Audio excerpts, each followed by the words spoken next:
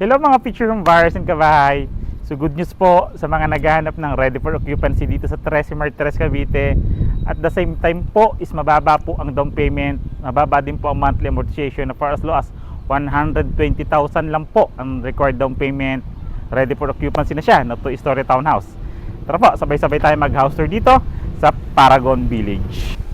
Welcome to Paragon Village. Si Paragon Village nga po mga future home buyers ay located sa Barangay Kabuko, Trece Martires, Cavite. Of course, along the highway po ang community natin. Yung toda natin outside, nandiyan po siya. Gated community at napakagandang location. Never binaha at never babahain ang location ni Paragon Village. In offer nga natin dito is a 2-story townhouse po siya. And duplex homes unit. Napakaganda ng location nito ni Paragon Village.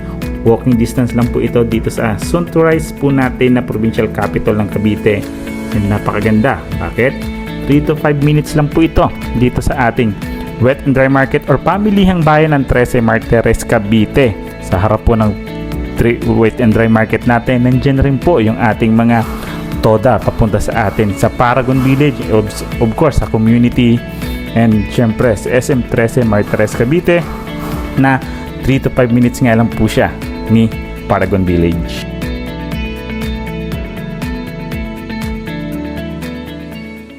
Good news nga po mga future home buyers, dahil meron naman po tayong reopen dito sa Paragon Village na 87 units po na 2-story townhouse po and 2-story duplex po. So 87 units po yan mga future home buyers, and katulad nga po na sabi ko is ready for occupancy na po ito lahat. Sa mga nagmamadaling makalipat, ito na po yung chance natin mga kabahay. So yung 2-story townhouse natin po is may lot area po yan na 38 square meter. And the floor area naman po is 44 square meter. Tara po, sabay-sabay tayo mag-house tour dito. So yun nga po, si Paragon Village nga po dito. Located po ito sa Barangay Kabuko, Trece Martires, Cavite. Very prime location po ito. Walking distance lang sa ating provincial capital soon dito sa Cavite. In 3 to 5 minutes lang nandun na tayo sa SM Trece Martires, Cavite. Nandiyan po yung wet and dry market. Along the highway po yung community natin. Nakita naman natin sa drone shot natin mga future buyers. Tara po. So ito nga po si Paragon Village na mayroong 1 meter to 1.5 meters po sa harapan ng bahay natin. Yung gawa ng bahay natin dito is a conventional po. Hollow blocks, may poste, and may biga po. Napakadaming reopen nito sa mga naghahanap dito. Along the highway pa to dito sa Trece Martires, Cavite. Hindi mo kailangan lumayo sa papasok or looban ng mga bahay. So dito po is along the highway lang po. Itong actual turnover. Ito na po yung pinaka-actual turnover natin dito sa townhouse po na Paragon Village. Yung 38 square meter nga po. Ang lot area and house area is 44 square meter.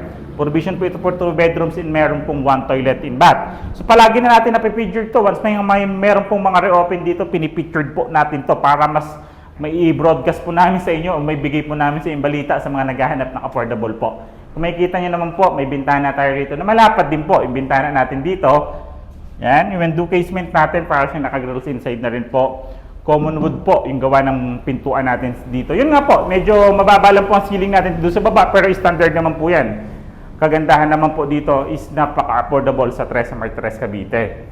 Yan, pagpasok po natin, pwede dyan living area, then dito naman po tayo maglagay ng ating kitchen area. Yan, natutulog si Doggy. So, mayroon po tayong 1 toilet in bath dito, which is itong nasa baba.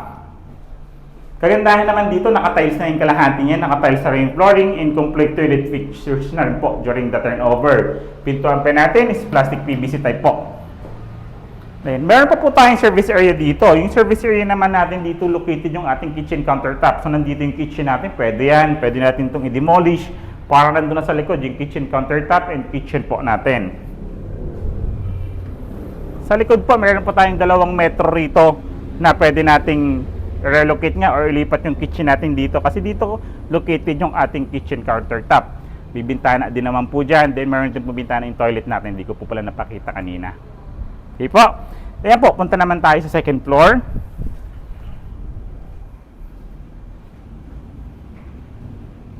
Sa ating second floor po, ito po yung second floor natin. 3 steps niya is concrete po yan. Then yung succeeding niya naman po is wooden po yan, kahoy po yung gamit dyan. Apo, akit po tayo sa second floor. Yan nga po, wooden nga po yung gamit natin ditong mga yung materials po ng hagdanan natin.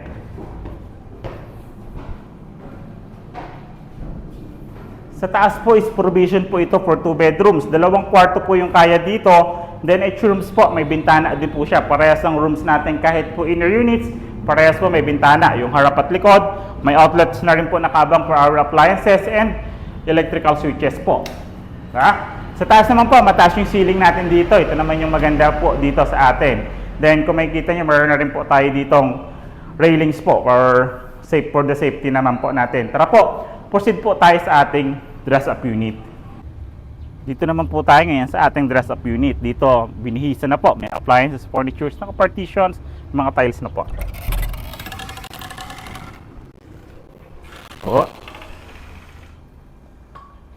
Ayan po, ito po yung pinaka-dress-up unit natin dito kay Paragon Village po. So dito po, kung makikita nyo, nagtanggal po kami ng tsinelas, nagtanggal po kami ng sapatos. So sa mga magpapa-house viewing po, ready nyo na po ang tsinelas nyo. So para hindi po kayo mahirapan magtanggal ng sapatos. Ito yung complete na po siya. Nilagyan na siya ng mga partitions and design. Kung makikita nyo naman dito, parang napaka-imposible kung makita natin sa very finished turnover kung paano ito nagawa. Naglagay ng double ng sala set dito.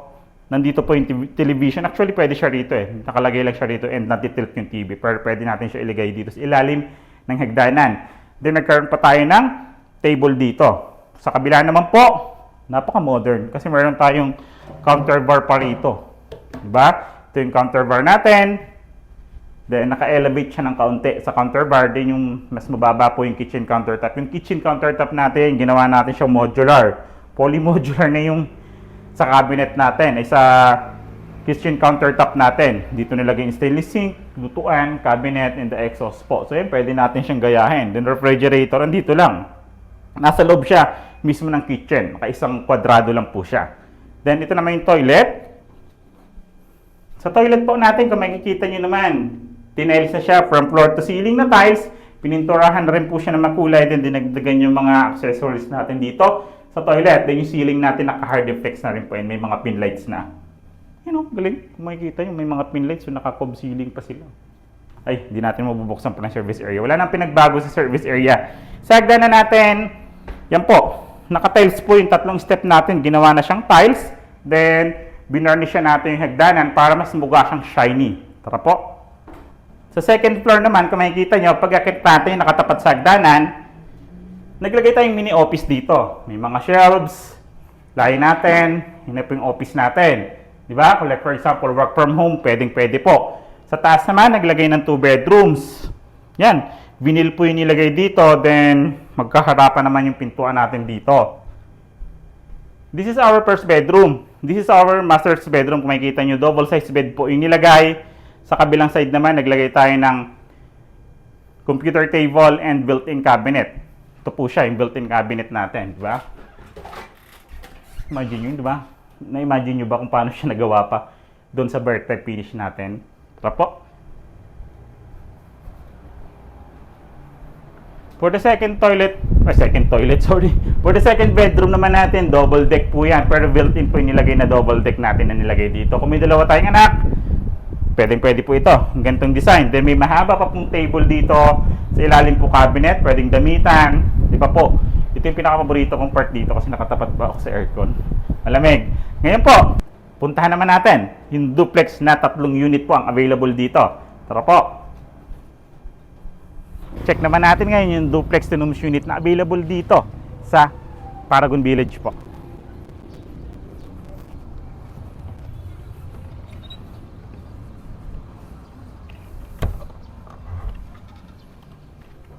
Ito naman po yung duplex na available natin dito kay Paragon Village po. So halos 4 units or 3 units yung available dito na ready for occupancy na rin po. 100% constructed na po. Ito pong pinasok natin is a dress-up unit. Diba po? Napakalawak.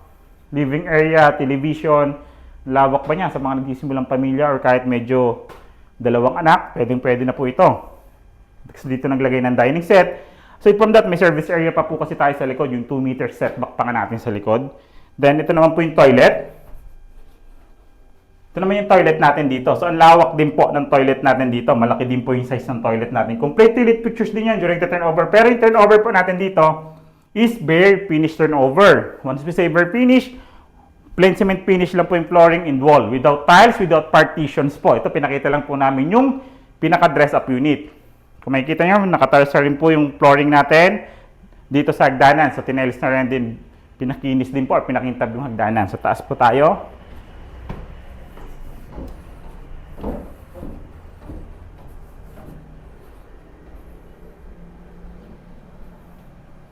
Dito po sa taas, kung makikita nyo, pag-akit nga natin dito, mayroong nakaabang dito ng mga shelves for the albums or for the pictures.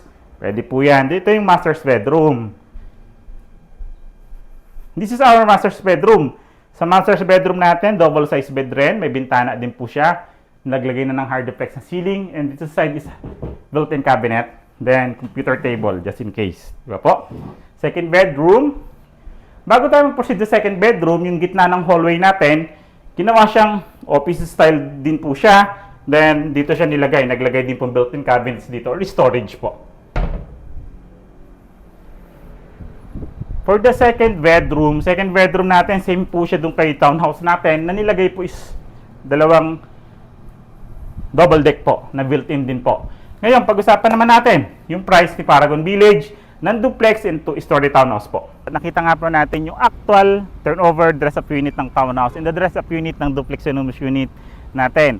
So 87 units nga po yung i-open natin dito sa August 6 na reopen dito sa Paragon Village. Very prime location nga. Napakaganda ng location nito and very affordable. Yung total contract price or sample computation lalagay ko po dito sa side para mas madali nyo pong makita sa duplex and two-story townhouse natin. Total contract price, reservation, down payment, monthly down payment, monthly amortizations, and the required income. Nandito lang po siya side. Through Pag-ibig financing po ito, mga kabahay. Ready for occupancy na po lahat ng naka-open dito sa atin kay Paragon Village. Imagine that, 87 units. RF po na units, di ba po? Yan po yung computation. Then yung mga numbers naman namin, Viber and WhatsApp, nasa screen naman po siya naka-flash. And yung mga social media accounts namin nasa description and comment po siya, mga kabahay. Again, this is Randy Salvador. Of course, my wife si Julia Salvador. This 2024 kami pa rin po ang susi at tulay tungo sa pangarap niyong bahay.